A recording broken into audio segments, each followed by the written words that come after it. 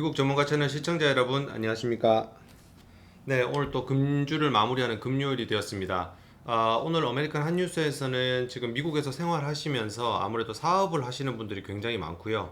또 직장을 다니시는 분들에도 굉장히 민감한 사항이 될 수 있는 내용을 한번 아메리칸 한뉴스를 통해서 여러분들에게 전달을 해드리고 분석과 설명도 해드릴 수 있도록 하겠습니다. 먼저 첫 번째 여러분들에게 설명을 해드릴 내용은 급여세 유예와 관련되는 내용입니다.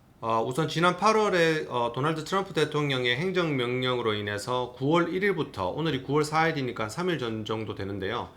이미 급여를 지급하기 시작한 회사도 있긴 하겠지만 9월 1일부터 급여세를 유예해 준다는 내용의 행정명령을 시행하고 있습니다. 따라서 관련 내용이 어떤 장단점을 가지고 있는지 여러분들에게 전달해 드리도록 하겠습니다. 우선 앞서 급여세 유예가 어떤 내용인지를 아메리칸 한뉴스를 통해서 여러분들에게 설명을 드렸지만 또 못 보신 분들을 위해서 이전 영상을 보시고 오셔도 좋고요. 지금 간단하게 또 설명을 드리자면 급여세 안에 포함되어 있는 소셜 세큐리티 텍스 사회복지 관련되는 이 세금이 12.4%가 되는데 이 12.4%에서 고용주와 반, 그 다음에 종업원이 반 이렇게 부담을 하는데 그 중에 반인 6.2%에 해당하는 종업원이 부담하는 분을 9월 1일부터 올해 연말인 12월 31일까지 납부를 하지 않고 납부 유예, 그러니까 나중에 내도 좋다라는 내용입니다. 종업원의 입장에서는 유예가 됐기 때문에 원천 징수를 하지 않기 때문에 당연히 이제 실수령액이 증가하는 장점이 있을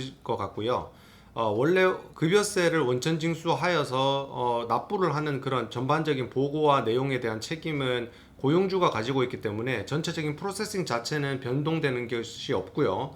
급여세 유예를 하겠다고 결정한 사업체 같은 경우는 6.2%를 원천 징수를 하지 않고 종업원에게 지급을 한 뒤에 추후에 전체적인 급여세를 납부를 하는 내용인데요. 관련돼서 어떤 식으로 언제까지 납부를 해야 되는지 기존에 내용이 없었다가 IRS 미 연방 국세청에서 이제 공시된 내용이 나왔기 때문에 오늘 아메리칸 한뉴스를 통해서 전달해 드리도록 하겠습니다. 사업체 입장에서, 그러니까 고용주의 입장에서 만약에 급여세 유예를 하는 것으로 결정을 하여서 프로세싱을 하게 된다면 국세청 공시자료에 따르면 2021년 1월 1일부터 4월 30일 사이에 여러분들이 지금 유예된 분에 대해서 고용주가 원천 징수를 하고 그 원천 징수된 내용을 액수죠. 원천 징수된 돈을 갖다가 국세청으로 납부를 하는 이런 식으로 지금 납부 기한을 지금 정해놔서 1월 1일부터 4월 30일까지로 공지가 되었고요. 추가적으로 만약에 그때 납부를 하지 못하게 되어서 그게 지연이 되게 돼서 5월 달부터는 만약에 납부를 하지 못한 세액에 대해서는 이자와 페널티가 부과된다는 내용이 전체적인 공시 내용의 가장 핵심적인 내용이 되겠습니다. 여기서 이제 불거질 수 있는 여러 전문가들이 이제 분석을 하는 장단점을 한번 설명해 드리도록 하겠습니다. 우선 종업원 입장에서 장점은 6.2%라는 어떤 일부분에 대한 세금을 납부를 원천 징수를 일단 하지 않기 때문에 실수령액이 증가된다는 장점이 있고요. 단점은 유예가 된 그 부분에 대해서 2021년 1월부터 4월 사이에 납부를 해야 되기 때문에 2021년 초가 되면 오히려 수령액이 또 줄어들 수 있다는 점, 또한 한꺼번에 납부를 한다고 하면 또 관련된 액수가 커지기 때문에 한꺼번에 납부하는 것에 대한 부담이 될 수 있다는 것이 단점이 되겠습니다. 고용주 입장에서 장점은 뭐 특별히 없어 보이고요. 단점이라기보다는 조금 우려가 되는 부분이 있을 수 있다는 것이 확인이 되는 게 언론 보도에서도 지금 어떤 이슈화 시키고 있지만 실질적으로 급여세에 대한 프로세싱은 종업원에게 원천 징수를 해서 고용주가 납부를 하는 그리고 보고를 하는 이런 프로세싱을 진행을 하고 있기 때문에 그 전체적인 내용이 변동이 없다는 것을 좀 전에 설명을 드렸는데 그러다 보니까 이제 유예된 부분에 대해서 나중에 2021년 1월부터 4월 사이에 원천 징수를 해서 추가적으로 원천 징수를 해서 다시 납부를 하는 것도 고용주가 책임을 지고 프로세싱을 해야 된다는 얘기인데요.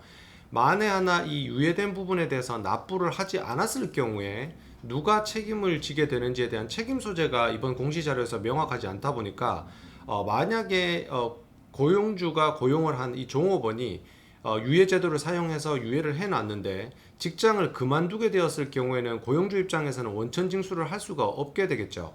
그렇게 되게 되면 이 원천 징수하지 못한 부분에 대해서 누가 책임을 지느냐에 대한 책임 소재 부분이 불명확하다 보니까 이 관련되는 부분이 추가적으로 해석이나 아무래도 공시가 나오지 않으면 앞으로 문제가 될 수도 있을 것이라는 우려가 나오고 있습니다. 물론 이 부분이 이미 문제가 될 수 있다는 것을 제기를 했기 때문에 결과론적으로 어떤 팔리시가 나올 것으로 예상이 되긴 하지만, 만약에 이 부분이 사업체인 고용주가 책임을 지어서 원천 징수를 하고 납부를 해야 된다라고 최종 결정이 나버린다면, 만약에 해고 내지는 종업원 본인이 직장을 그만둔 경우 같은 경우에 유예제도를 활용했을 때 이 유예된 부분에 대해서 고용주가 책임지고 납부를 해야 된다면, 이 부분이 고용주에겐 굉장한 큰 부담으로 다가올 수도 있다는 해석이 나오고 있습니다.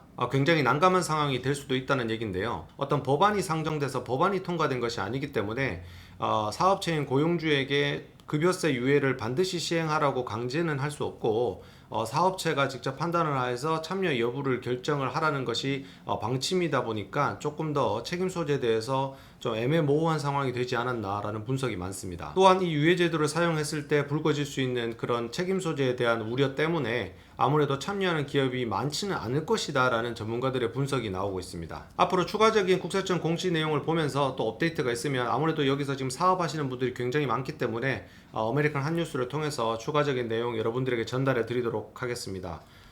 다음 소식은 실업수당 허위 청구에 의한 사기 내용이 굉장히 급증하고 있다는 내용입니다.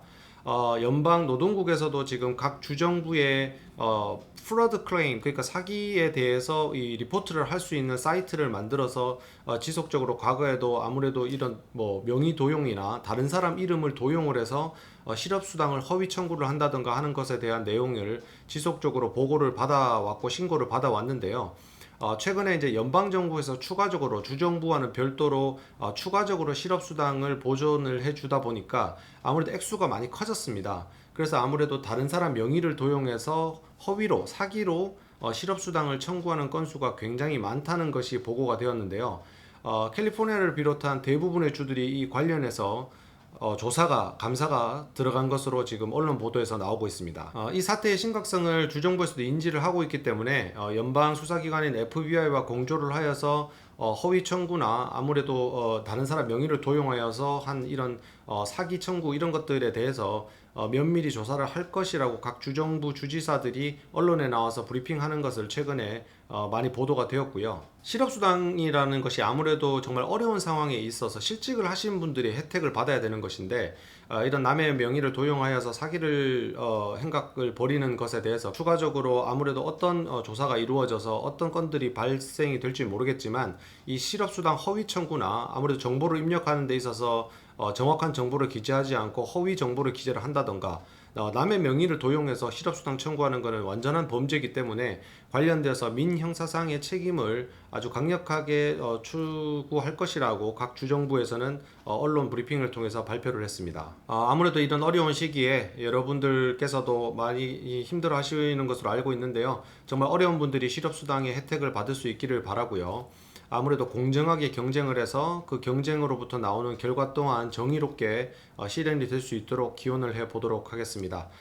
끝으로 미국 경기 부양책 이번 주에도 추가 저희가 업데이트 드리도록 하겠습니다. 지난주 아메리칸 한뉴스 시간에 전달해 드렸던 내용 이외에 추가적으로 크게 업데이트된 부분은 없겠지만, 주정부와 지방정부에 대한 어떤 지원책 관련되는 예산이 약 9천억 불 정도 되는데, 이 간극을 지금 현재 양당에서 좁히지를 못하고 있는 상황에서 아직은 그 협의 내용 자체가 좀 고착 상태에 있는 것으로 확인이 되고 있습니다. 다만 행정부의 관료인 재무장관 문우신 재무장관은 이 반드시 경기 부양책이 필요하다고 지금 역사를 하고 있으면서 백악관과 긴밀히 협조해서 양당과 지속적으로 아마 협의가 이루어지는 것으로 언론 보도를 통해서 확인을 할 수 있고요. 반드시 필요하다고 생각을 하고 있고, 국세청을 통해서 기존에 이미 실현을 했던 시스템들이 구축이 되어 있기 때문에 양당 합의가 이루어지면 바로 시행을 할 수 있도록 만반의 준비는 이미 취해져 있는 것으로 언론 보도를 통해서 확인을 할 수 있었습니다. 따라서 이제 저희가 알고 있어야 되는 내용은 뭐냐면, 다음 주부터 이제 노동절이 끝나고 나면 의회가 속기되기 때문에 의회가 재개가 되고 나서 얼마나 빠른 속도로 양당의 합의가 이루어지고 미국 경기 부양책의 필요성은 양당과 행정부 그리고 백악관까지도 인지를 하고 있기 때문에 어느 정도의 규모에 따라서 어떤 규정과 내용에 따라서 또 이래 추가적인 협의가 지금은 고착되어 있다고 하지만 어떻게 또 내일 당장 어떻게 될지 모르는 거기 때문에 시청자 여러분들께서는 저희가 전달해주는 지금까지 업데이트 내용을 인지해 두시면 굉장히 좋을 것으로 보입니다. 네, 이렇게 또 많은 것들이 복잡하고 경제적으로도 어려운 가운데 소중한 정보 여러분들에게 전달해 드릴 수 있고 여러분들이 조금이라도 도움이 되었다면 저희도 정말 보람된 컨텐츠를 제작해서 여러분들에게 전달해 드린다고 생각을 하고 있고요. 이렇게 또 금주가 한 주가 마무리되었는데 이제 9월 7일 노동절이 되겠습니다.